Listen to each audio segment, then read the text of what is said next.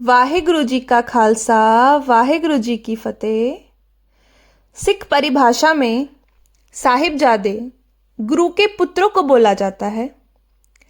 सद्गुरुओं के वंश होने के कारण हमारे सत्कार योग्य होने चाहिए, पर ऐसा हुआ नहीं। फिर भी हम उन्हें बाबा कहकर संबोधित करते हैं। सिक्खी की कसौटी पर जो पूरे नहीं उतरे, उनको सतगुरुओं ने खुद आप फिटकार दिया। सत्कार योग केवल वह हुए जो सिक्खी की कसौटी के ऊपर खरे उतरे। आज हम बात करेंगे गुरु साहिबान के सभी साहिबजादों के बारे में। सबसे पहले गुरु नानक पातशाह जी। गुरु नानक साहिब जी के दो पुत्र हुए, बाबा श्रीचंद जी और बाबा लक्ष्मीदास जी। बाबा श्रीचंद जी अनोखे प्रकार के साधु थे। उन्होंने उदासी पंथ चलाया, पर उदासी पंथ की रीत सिख सिद्धांत के प्रतिकूल उल्टा होने के कारण गुरु नानक साहिब जी की नज़र में मंजूर ना हो सकी। उदासी जो शादी नहीं करवाते, जो गृहस्थ जीवन में नहीं जीते। गुरु नानक साहिब जी के दूसरे बेटे बाबा लक्ष्मीदास जी। बाबा लक्ष्मीदास जी संसारी रुचि वाले थे और वह भी परवान नहीं हुए। तो फिर परवान कौन हुआ? परवान हुए भाई लहणा जी, जिनको गुरु साहब ने अपने अंग लगा के गुरु अंगद साहिब कर दिया। पर श्री चंद जी गुरु गद्दी को अपना हक समझते थे। उन्होंने बिरादरी को इकट्ठा किया और संसारी दृष्टि वाली इस बिरादरी ने जब गुरु बाबे के फैसले पर किंतु किया, तब गुरु नानक पातशाह जी ने एक पैसा उठाया और अपनी मुट्ठी में बंद कर लिया। और फिर उन्होंने बाबा श्रीचंद जी से पूछा, बताओ मेरी मुट्ठी में क्या है? उनका जवाब आया। वह बताने लगे, पिताजी आपकी मुट्ठी में एक पैसा है। फिर गुरु नानक पातशाह जी ने लक्ष्मीदास जी से पूछा, तो लक्ष्मीदास जी ने भी यही बोला कि आपकी मुट्ठी में एक पैसा ही तो है, और क्या है? तब गुरु नानक साहब जी ने भाई लहणा जी से पूछा, भाई लहणा जी आप बताओ कि मेरी मुट्ठी में क्या है? तब भाई लहणा जी बोले, मेरे गोविंद रूप मेरी समर्था नहीं कि मैं बता सकूं कि आपकी मुट्ठी में क्या है। फिर वह बोलते हैं, आपकी मुट्ठी में 9 निधियाँ 18 सिद्धियाँ हैं, ज्ञान है, कर्म है, आपकी मुट्ठी में परमात्मा है, आपकी मुट्ठी में सारा संसार है। तब गुरु नानक पातशाह जी ने इकट्ठी बैठी बिरादरी को बोला, आप लोगों ने देखा, मेरे पुत्रों को तो एक पैसे के आगे कुछ भी दिखाई नहीं दिया। गुरु गद्दी तो गुरु अंगद साहिब वाली दृष्टि वाले का ही हक हो सकती है, जो उन्होंने प्राप्त कर ली। और साहिबजादे गुरु गद्दी को अपने कर्म की वजह से खो गए। दूसरे गुरु गुरु अंगद साहिब जी। गुरु अंगद साहिब जी के 2 साहिबजादे थे, बाबा श्री दासू जी और बाबा श्री दातू जी। वह भी सिक्खी की कसौटी के ऊपर खरे नहीं उतर पाए और गुरु अमरदास जी तीसरे गुरु बना दिए गए। तब दातू जी ने भरे दरबार में आकर वृद्ध बूढ़े गुरु अमरदास पातशाह जी को लात दे मारी। गुरु अमरदास जी ने आगे से उनके चरणों को दबाना शुरू कर दिया और कहा, मुझे माफ़ कर देना, मेरी बूढ़ी हड्डियों के कारण आपके कोमल चरणों को चोट लग गई होगी। तीसरे गुरु गुरु अमरदास जी। गुरु अमरदास जी के भी 2 साहिबजादे हुए थे, बाबा श्री मोहरी जी और बाबा श्री मोहन जी। यह भी नज़रअंदाज हुए और गुरु गद्दी मिली भाई जेठा जी गुरु रामदास जी को। गुरु गद्दी देने के बाद गुरु अमरदास जी ने अपने साहिबजादे बाबा श्री मोहरी जी और बाबा श्री मोहन जी को गुरु रामदास जी को नमस्कार करने का आदेश दिया। बाबा मोहरी जी ने तो उन्हें नमस्कार किया और पांव पड़ गए, लेकिन बाबा मोहन जी ने गुस्सा किया और कहा, गुरु गद्दी के ऊपर रामदास का हक नहीं है, वह जवाई है और मैं बेटा हूँ, हक मेरा है।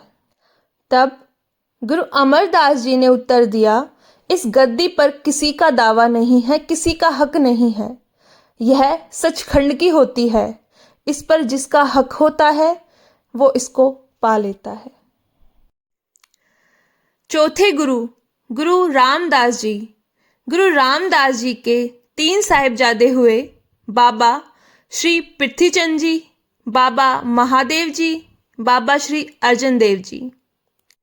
बाबा पृथ्वीचंद जी दुनियादारी में दिलचस्प रखने वाले थे और बाबा महादेव जी विकृत प्रकृति वाले थे, जो किसी से रिश्ता रखना पसंद नहीं करते या रिश्ता रखना नहीं चाहते।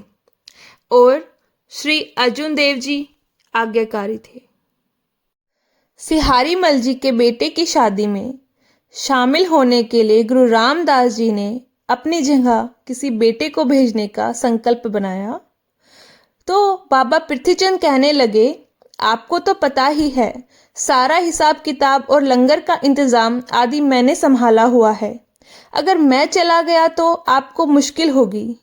जब गुरुजी ने महादेव जी से पूछा तो वह बोले, मेरा किसी से कोई रिश्ता नहीं रह गया है, मैं किसी की शादी पर नहीं जाऊंगा। जब गुरुजी ने गुरु अर्जन साहिब जी से पूछा तो वह सत्य वचन बोलकर तुरंत तैयार हो गए। वचन पालक गुरु अर्जन साहिब जी गुरु गद्दी के मालिक हो गए।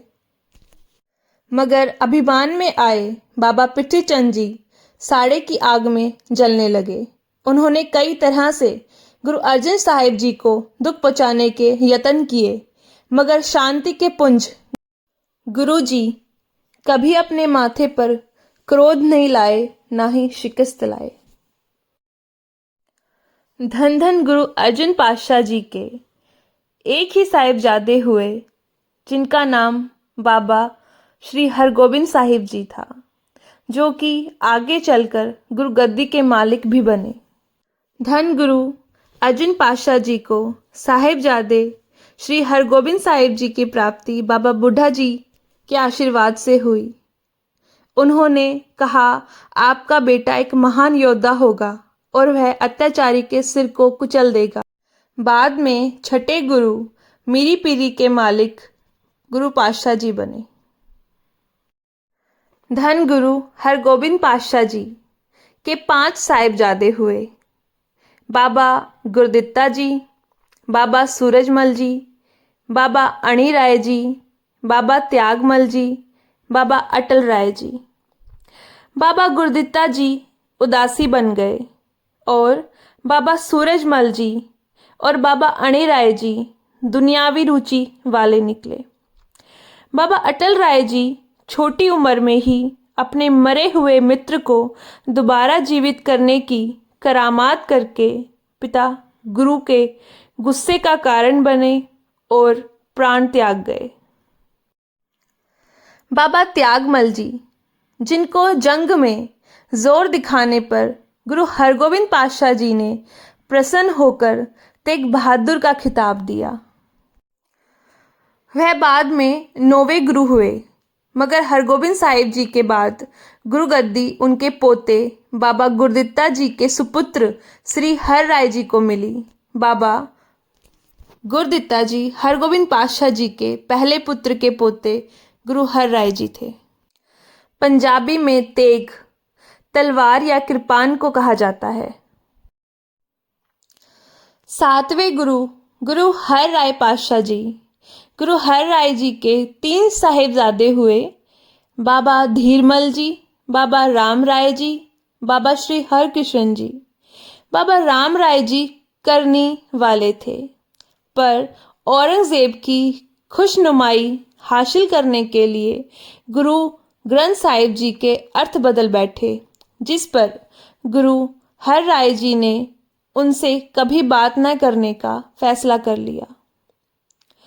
गुरु गद्दी धीरमल जी की ईर्ष्या के बावजूद 5 साल के बालक गुरु हरकृष्ण जी को प्राप्त हुई, जिन्होंने अपनी जानशीन बाबे बकाले के संकेत के साथ गुरु तेग बहादुर जी को स्थापित किया। गुरु हरकृष्ण साहिब जी 5 साल की आयु में ही गुरु गद्दी पर विराजमान हुए और जिनको बाला पीर के नाम से भी पुकारा जाता है। यह सिखों के सबसे छोटे गुरु के रूप में सामने आए। 5 साल की उम्र में ही वह वाहेगुरु जी की भक्ति में लीन रहते थे। गुरु हरकृष्ण पातशाह जी ने दिल्ली में ग्रस्त महामारी हैजा चेचक से लोगों की सेवा करके उन्हें ठीक किया, लेकिन सेवा करते हुए आप जी को भी तेज बुखार हो गया और छोटी माता के अचानक प्रकोप से निकट समय पास आने पर अपना उत्तराधिकारी बाबा बकाला में ढूंढा जाए कहकर ज्योति ज्योत में समा गए। जिस समय आप दिल्ली में रह रहे थे वह एक ऐतिहासिक बंगला था जिसे बाद में गुरुद्वारा बंगला साहिब के नाम से सुशोभित किया गया। गुरु गोविंद सिंह जी ने कहा है, श्री हरकृष्ण ध्याइये जिस डिठै सब दुख जाए। 9वें गुरु गुरु तेग बहादुर जी के एक ही साहिबजादे हुए गोविंद राय जी, जो सिख पंथ के मालिक दशमेश पिता गुरु गोविंद सिंह जी के नाम से भी प्रसिद्ध हुए। दशमेश पिता गुरु गोविंद सिंह जी के 4 साहिबजादे हुए, बाबा अजीत सिंह जी, बाबा जुझार सिंह जी, बाबा जोरावर सिंह जी, बाबा फतेह सिंह जी। ये चारों साहिबजादे बहुत बड़ी अनोखी प्रतिभा के मालिक थे। उन्होंने पंथक आन और शान के हित में बेमिसाल शहादतें दी।